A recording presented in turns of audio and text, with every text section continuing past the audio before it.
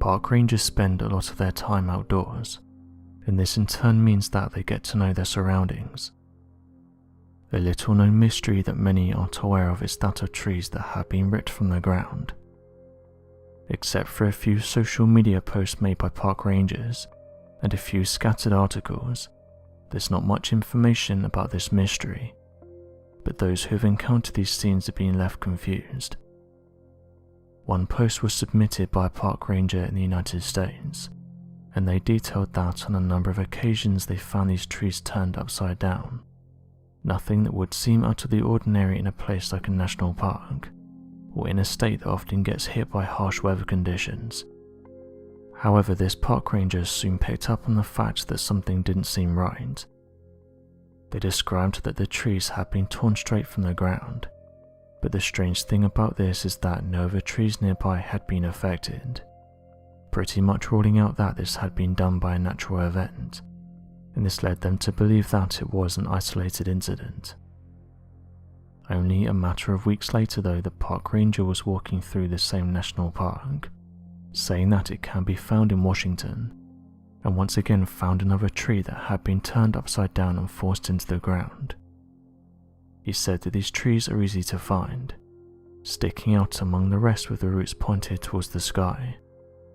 However, when he approached people and casually brought it up in conversation, they seemed to be just as confused as he was, asking whether there had been any type of severe weather conditions in the region that may have caused this. As stated though, these trees hadn't been ripped out of the ground in the same way as a storm, but rather pulled and then placed back into the earth using a huge amount of force. The question he had was, why would someone do this, and how could they generate enough force to be able to place a tree back into the earth upside down? When asked in the comment section whether he had seen or heard anything else, he was hesitant to comment further, but did go into detail that friends of his had strange encounters while out in national parks in Washington, and that they would often hear loud knocks throughout the woods, along with them saying that they heard whoops and other vocalizations throughout the area, leading them to think that something else was going on here that isn't being covered. The man didn't carry on down this route though, and just seemed confused about how these trees had been ripped and forced back into the ground.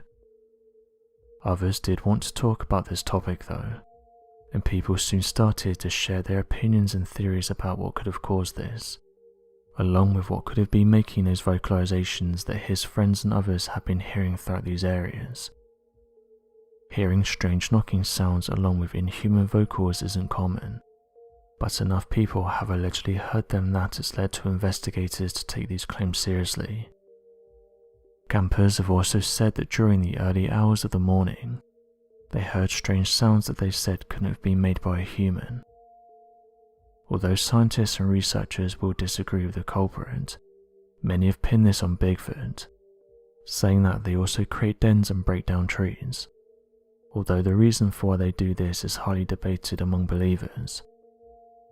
Some think they do this in order to create shelter for themselves, while others say they do it to warn others in nearby areas that humans are approaching, using these branches and dens as a way of knowing that humans have been there.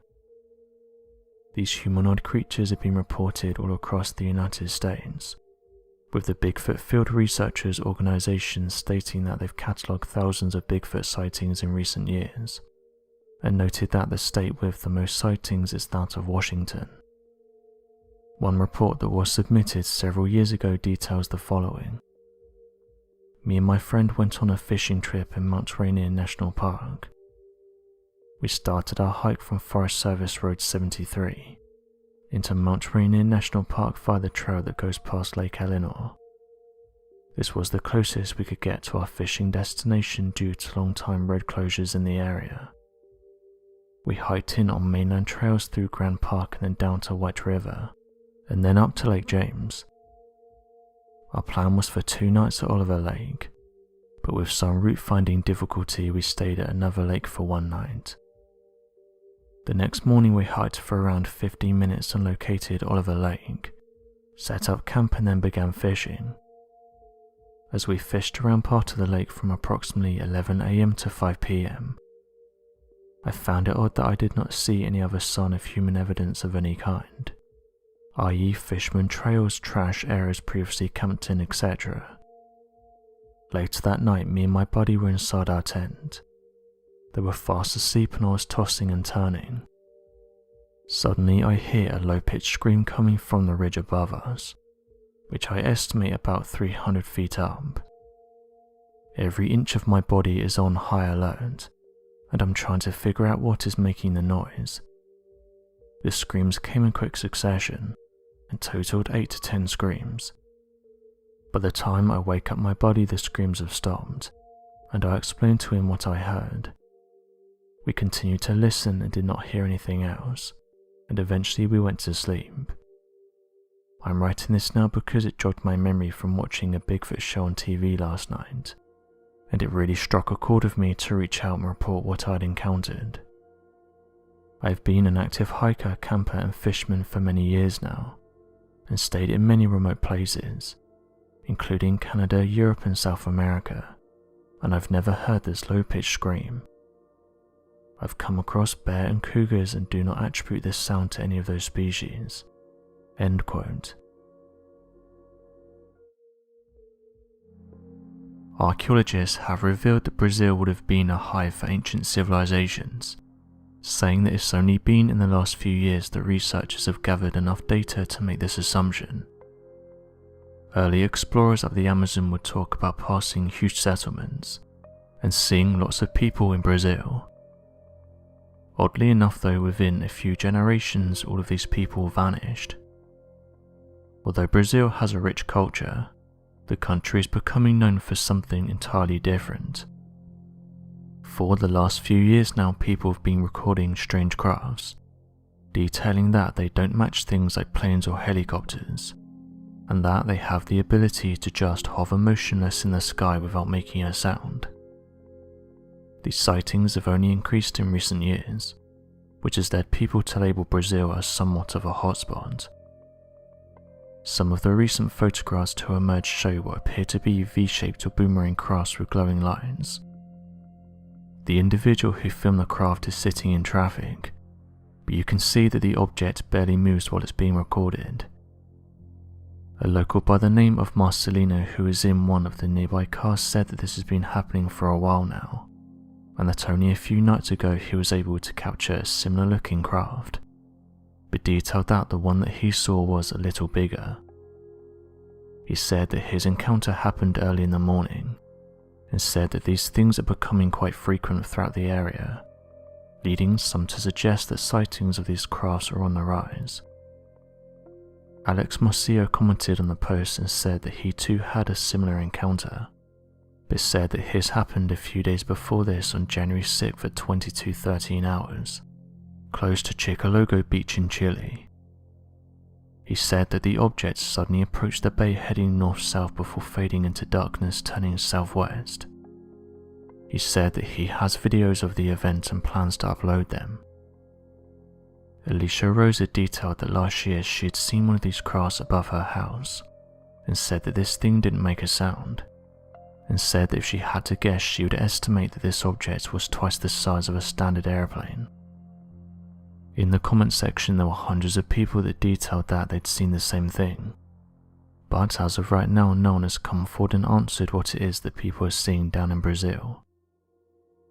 Mr. Santos said the following: "How can something so big just sit in the sky like that? We don't have anything that matches these descriptions.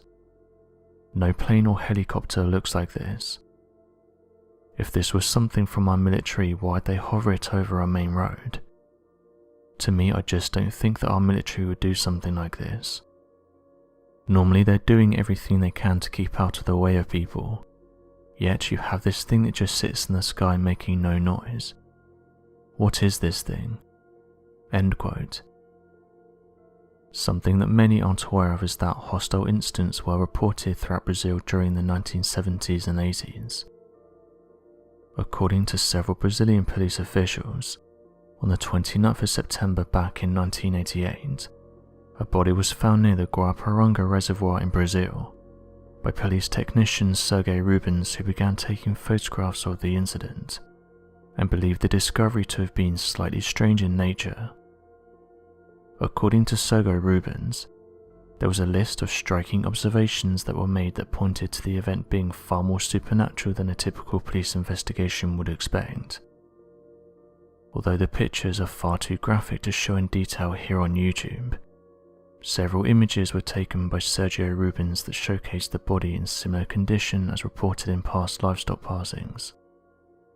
According to his report, the body gave off no smells despite having been deceased for an expected 42 to 78 hours, with no evidence of sign of rot or having been eaten by wild animals nearby the region, of which appeared to stay away from the body entirely for some unknown reason. The body's lips, ears, eyes, tongue and parts of the face had been completely removed with surgical precision.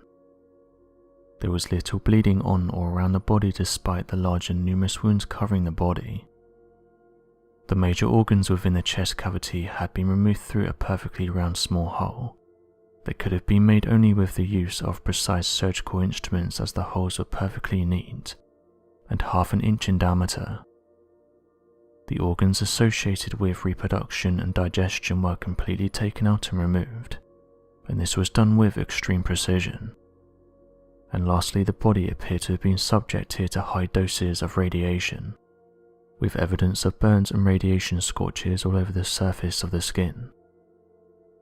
The police dismissed that anything strange had happened and labelled this as a natural passing. Oddly enough, a few officers from the region had come forward in subsequent years and detailed that in the past, during the years between the 1970s and 80s, various reports were coming in from different parts of Brazil that detailed that residents had been attacked by strange crafts, noting that it got so bad that residents would roam the night in order to get to the bottom of what was causing these mysterious attacks. The Fenomeno Chupa happened in the northeastern part of the country, along with places in the Amazon, and those affected described being attacked by small probes or orbs that would approach them during the night. The probes would also go on to leave small scars on the victims, proof that something did happen and that residents weren't making up the stories. One resident by the name of Luis Fernandez was attacked by one of these probes, and those close to him said that he suffered greatly, noting that doctors found high traces of metals within his system, and that something had caused his brain to completely shut down. Just a few months before his passing, his brain was compared to that of a child's. The Brazilian Air Force concluded that after a thorough investigation, they found nothing out of the ordinary. So what do you make of these reports coming out of Brazil? Be sure to leave your questions and answers in the comment section below, and help us to grow this community while working to solve these unexplained mysteries. Thank you for watching, and don't forget to subscribe for more videos.